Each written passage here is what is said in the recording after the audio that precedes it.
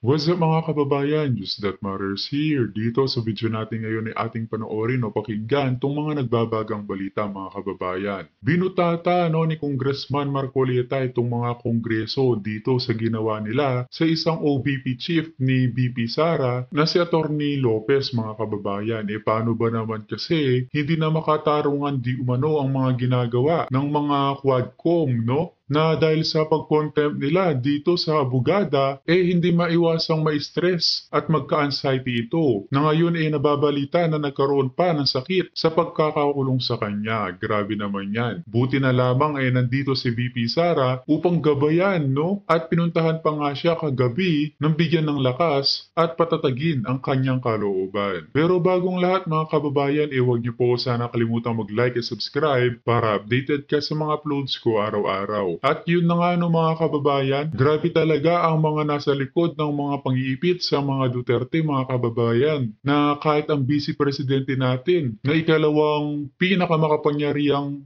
tao sa buong bansa, binabastos-bastos na lamang ng mga tagusunod nila Tambali Zabongit, na sa pagbisita pala ni VP Sara sa Kongreso, pinatayan pala ng power supply o kuryente ito. Hay nako, sobra na ang kabastusan mga kababayan. Kung kaya naman hindi ko na patatagalin pa, ito na ang buong video. Sinang-ayunan ng chairman ng komite yung punto ni Franz Castro. Yan, isip-isipin mo. Oh. Yung ginawa ng abogada ay sinabi nila na obstruction. Yes. Samantalang ang mismong ginawa nila, yung pinakamalaking obstruction. Sapagkat hindi nila gawain, pinakialaman nila. Pinanghimasukan nila ang isang gawain na wala silang mandato. Nako.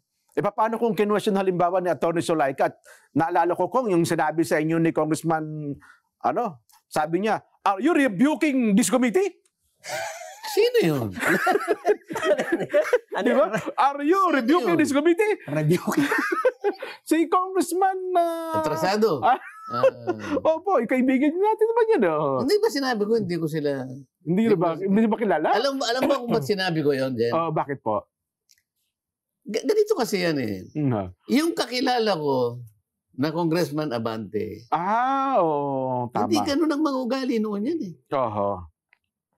Mababait. Totoo po, totoo. Yun nga lang, pag nagkita-kita kami, yung una-una yung ngingiti sa'yo.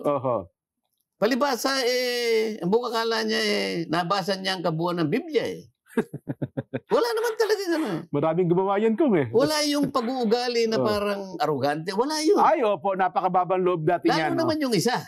Ay, opo, si Conker Rams, naku lalo pa.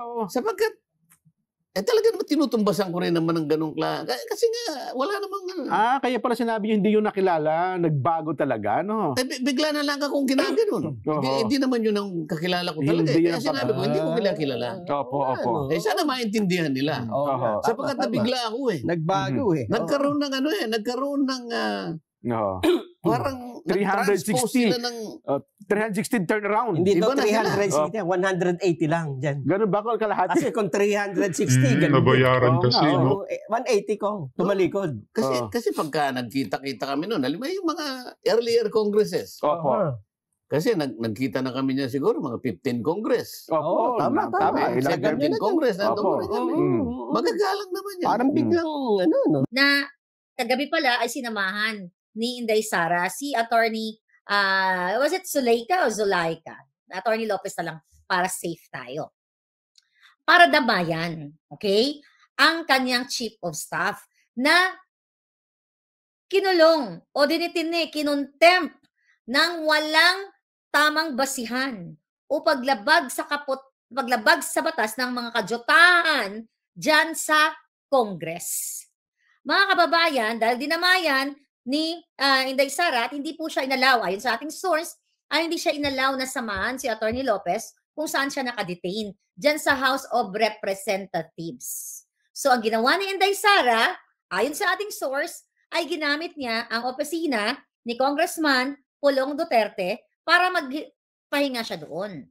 Okay? Dahil nga ayaw siyang ayaw siyang payagan na makasama si Atty. Lopez. So para ipakita niya, dahil sinabi, nangako yan si Inday, na dadamayan niya ang kanyang mga staff, ang kanyang mga nagtatrabaho sa Office of the Vice President, the moment na i-contempt ng mga putang inang mga yan, na mga kawatan. My gulay, Maharlika is talking since August of 2022 laban sa mga buwaka ng inang ito. Mga palangga, kailan kayo kikilos? Kailan kikilos ang mga mamamayang Pilipino sa ganitong uri ng political persecution, political harassment, proxy cases laban kay Maharlika, laban sa iba pa, Attorney Harry Roque, Attorney Glenn Chong, at iba pang mga hinaharas ng putang inang mga bangag na ito, mga kababayan.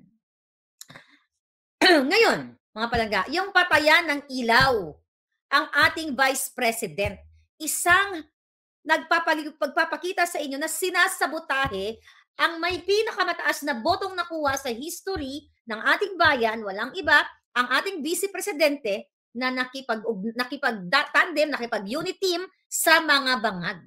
Mga palangga, ang ginagawa nila ay panggigipit, pangtakot, tatakutin talaga, pinapahiya na nga dyan pero syempre, mas mga matatalino at mas marami pa rin ang supporter ng ating Vice President sa kabila ng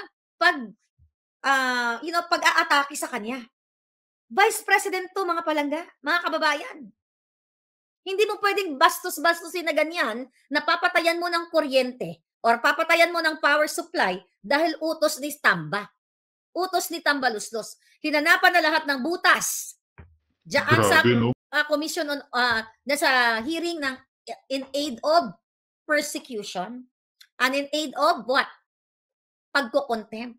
Butas, pinaliwanag din ni Attorney Lopez na kaya niya sinabihan o nag-request siya pala sa Commission on Audit na wag muna ibigay ang kanilang report dahil hindi pa ito final at hindi trabaho ng House of Representatives na panghimasukan o agawin o akuin ang trabaho ng isang institusyon.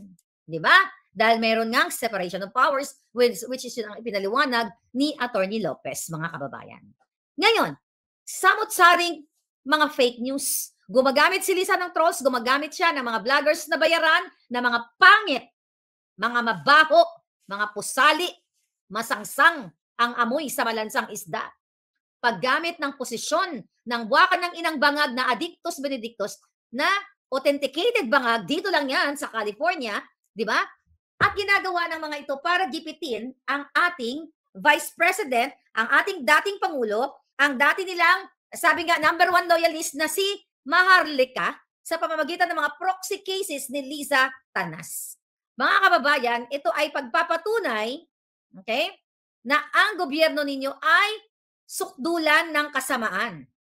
Yan lang, sagutin ko lang tong ano na to. Tama ka dun, Madam Maharlika. Hindi na nga makatarungan itong ginagawa nila sa mga Duterte, sa mga opisyalis ng OVP, sa kaba ng bayan na kung saan ay kinukurakot nila, at pati ang pambabasto sa ating mismong konstitusyon na ngayon ay parang nababaliwala ang kapangyarihan ng ating konstitusyon at sila ang nagiging batas. Napakakapal naman talaga ng kanilang pagmumukha. Sukdulan po ng kasamaan itong so ginagamit ang kapangyarihan ng bangag na gobyernong ito para what?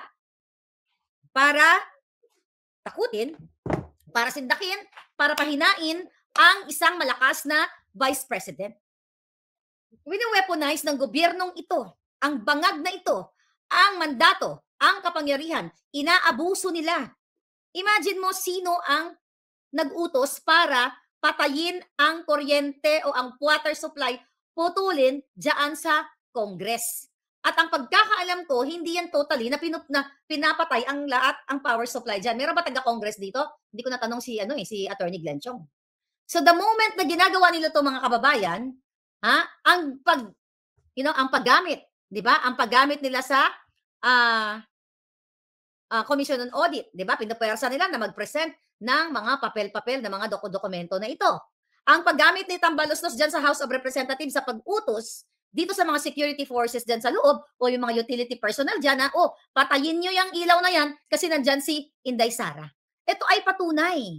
Lahat ng pakikipagsabuatan ni Liza Tanas, ni Bangag Jr. sa mga tiwaling mga politiko, mga kongresista, mga mainstream media, mga dugyot, mga makyoho, lahat na, mga suwangit, mga butod, mudlo, palaka, ano pa lahat ng impacto yata na laman ng bungsod. Okay, lahat, laman ng punso. Okay? Ngayon, mga kababayan, according to our source, kaya pinatay ang kuryente para si Inday ay pawisan. Para mainitan ng ating palangga. But, good thing na si Inday pala, di ba? Para siya may mapatay yung aircon. Pero si Inday pala, mga kababayan, ay lamigin. Yun ang napag-alaman natin. Kaya okay lang sa kanya na naka-off o walang aircon. Ang ginamit natin na doon, flashlight, according to my source. Kasi nga, mga kababayan, hindi sanay si Inday ng naka-aircon dahil nga nilalamig siya. Pareho kami actually. Okay? Ako din Nag-aaway kami ng Junakis ko pag sobrang lamig. Hindi talaga ako. Mabubuhay nga ako sa mabubuhay ako sa dagat-dagatang apoy. Mabubuhay ako doon balangga kasi nga lamigin ako. So ngayon, ang ginagawa nila dyan, again, ay papahiyain ang Pangulo, ang Vice President, at sirain sa larangan ng mainstream media, pinapahirapan. Katulad na lamang yung kanyang budget. Di ba? Gustong ibaba, pinapahirapan at para walang magawa ang opisina ng Office of the Vice President para walang maging accomplishment, walang maging mas maraming maitutulong na mga proyekto sa ating mga kababayan kasi eto yung purpose nitong hinayupak na Lisa Tanas na bangag na ito, na gobyernong ito, kasi nga ngayon pa lang naaalarma na sila na si Inday ay ang magiging susunod na presidente. Whether they like it or not, kapag si Bangag Jr. ay hindi magising mamayang gabi dahil sa pagiging addictus benedictus, mga kababayan, si Inday na ang presidente. Sa kapapasok lang, the reason na nandun si Inday para suportahan niya yung kanyang chief of staff na illegal ang pagpakulong sa kanya doon or illegal detention, yung kanilang ginawa. Tapos hindi pa nakontento ang mga utang ina, pinatay pa ang kuryente, mga kababayan. Sino ang nag-utos niyan? Di ang tandem, hindi pala tandem, ay yung grupo ng mga sindikato. Ayaw nila tigilan si Inday Sara. Hanggang doon sa karapatan ng tao na mabuhay, huminga ng tama. Okay? Huminga doon. Hindi ka na makahinga pag sobrang init doon, kung kulob yun, di ba? Ay gusto nilang titilin. Sabi ko nga baka gusto nilang gurgurin si Inday. Remember, pina-surveillance nila, pina-casing nila ang area ni Inday. Di ba? Naalala mo, inutusan nila na, tinanggalan nila ng security and everything. Ganito po kagago ang gobyerno ni Bangag.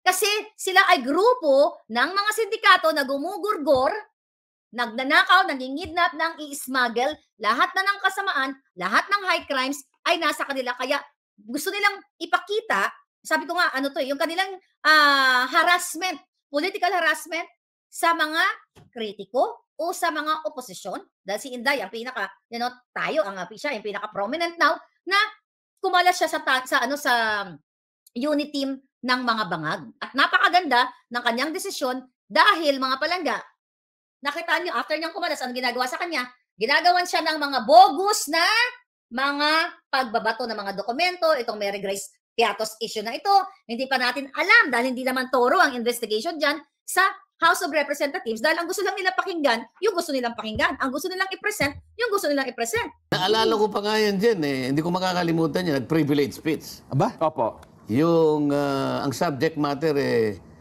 nagagalit siya kay Dan Brown. Dan Brown? Si Dan Yung Brown. gumawa ng nobela. Ano, Nelson? Yung title na ng nobela? Yung Da Vinci Code. Da Vinci Code, yes. Opo. Okay. Naging Kasi, palabas pa yan Doon sa nobela na yun, Jen, pinalitaw nung Dan Brown, yung author. Opo. Hindi Dan Fernandez yan, Kong, Hindi, Dan Brown. Okay. Pinalitaw niya, ito naman basahin nyo, gano'n naman talaga Opo. Na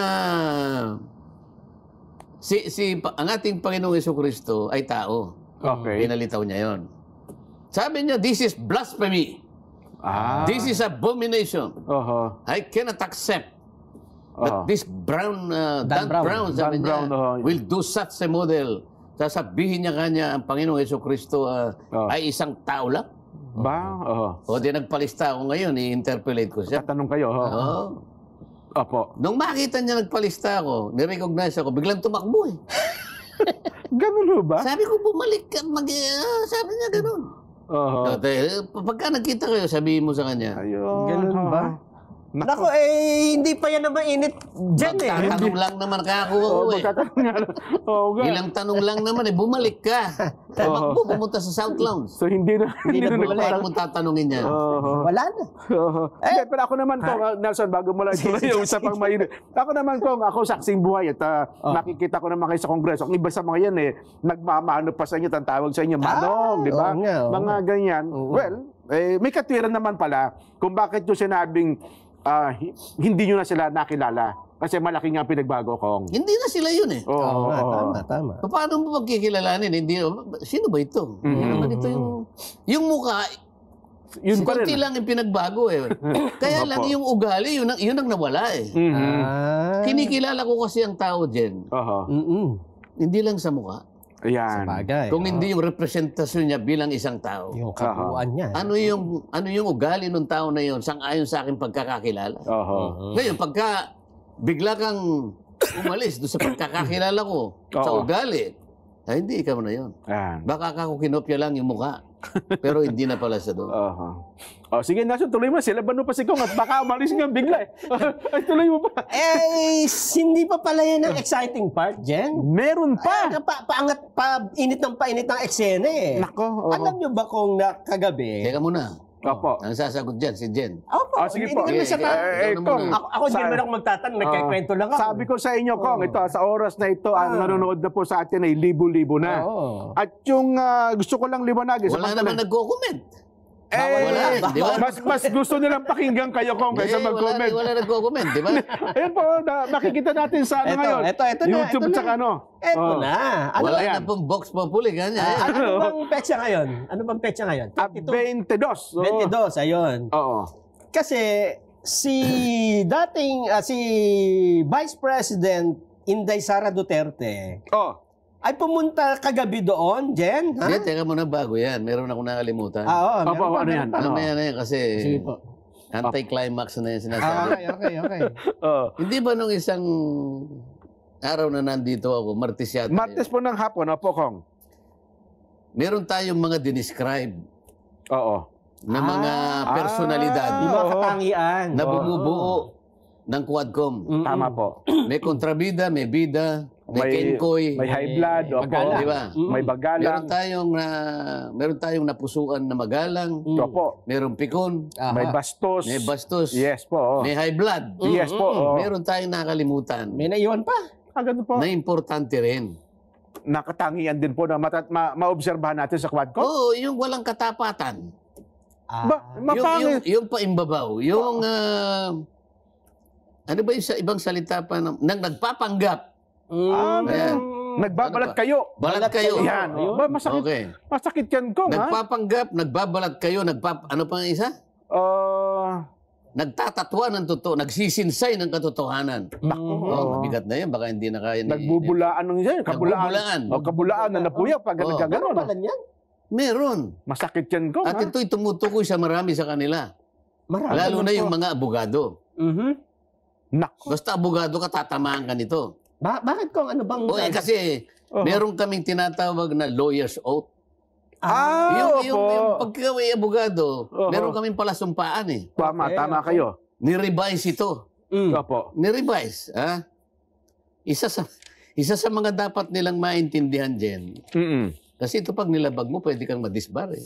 Ano ba? Lawyer's oath Lawyer's ito eh. Oo. Subukan mong basahin yan, napakaganda. Opo. Ito'y pangangako ng isang abogado o abogada. I-skip na natin yung mga ibang mga paragraph. Sige po. Titingnan lang natin yung nandun na sakma. At yung ating mga Ito para sa abogado ito. Opo, Kasi, tayahin nila, Kong, ha? Yung ating mga taga-subaybay, ha? Kung sinong tatamaan sa mga yan. measure natin kung nasunod ba yan. Huwag na muna kaya natin ituloy. Ituloy nyo na, Kong. Ako na. Marami pa tayo. Ito, bilang lawyer, sabi niya. Opo. Ayan. Yung una kasi para malaman natin, ito'y palasumpaan. Opo. Sabi niya, Okay. So ginagawa ito kung yung pagka nagbar ka after. kasi susumpa ka nga. At itong palasumpaan na to, So alam ng mga ano yan. ay ibubuhay mo. Habang ikaw ay nabubuhay. So lawyer's oath po ito, Kong. Panunumpa ng isang abogado. Ito. Opo. I, kunyari, ikaw ito Jen, ano? Oo. Genesil Subarjaga, Yes po. Oo. do solemnly swear. Mhm. Kung di ka naman, halimbawa, naniniwala sa Diyos, affirm. Okay. Dalawa ano nito eh. Oo. Pag naniniwala ka, do solemnly swear.